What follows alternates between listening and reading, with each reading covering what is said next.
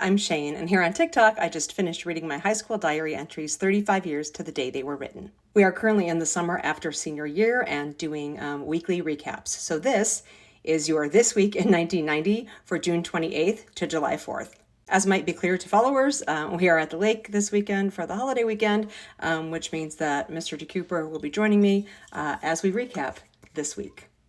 I just filled my little Ouija board cup, but we're getting down to the dregs. The goal is to finish by graduation.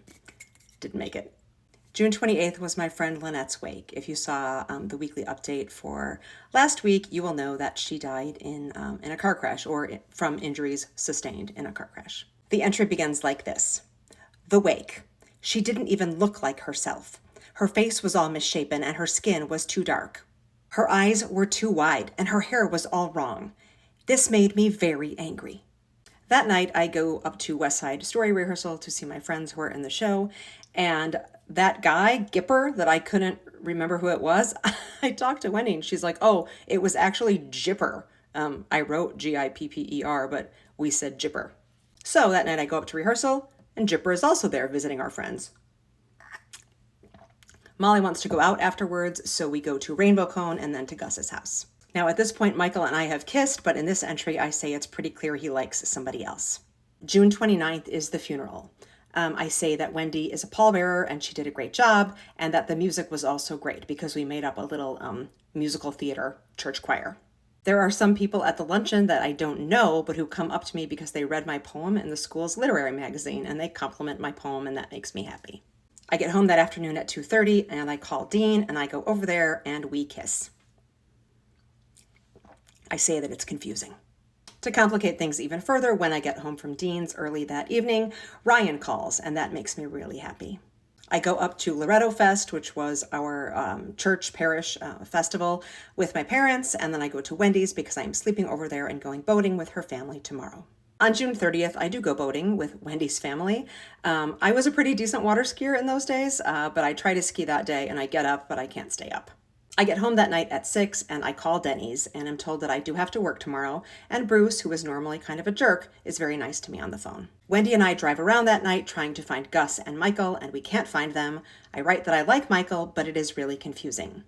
Then we go back to Wendy's and we watch the VHS of our senior variety show, and we see Lynette, and it makes us cry. On July 1st, I say that I am fasting as part of a prayer commitment for Lynette. I have no recollection of doing anything like that. I work 3 to 11 that day and make almost $50. People have gathered at Molly's house, and she sends Michael to come and pick me up. We all hang out for a while at Molly's house, and Michael and I flirt. He drives me home, but we don't kiss. I note that we probably only kissed the first time because of booze. And we will probably only kiss again when there's booze. I say flat out that I am not enjoying the wait and see of this sort of almost maybe kind of beginning of a relationship. July 2nd is written on this amazing piece of paper from Molly's dad's business. That day is a Monday, and the entry begins like this. I went to Thrift at 11. I bought an album, a purse, 3 shirts, and a dress, all for $5.18.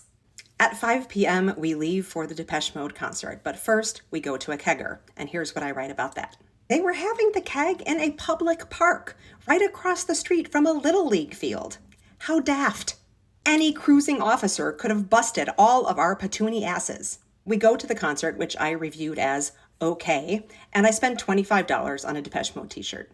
We walk into the concert, and who should we see there but Bunny and Ryan?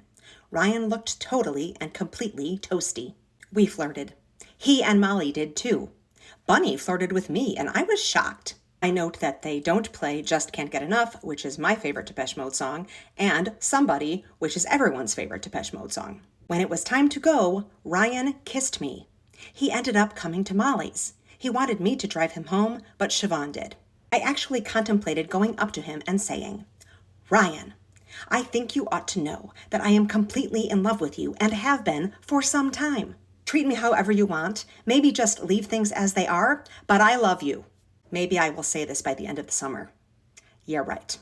That night I sleep over at Molly's and end up sharing a pull-out bed with her cousin, who is a boy, but it's not romantic and nothing happens.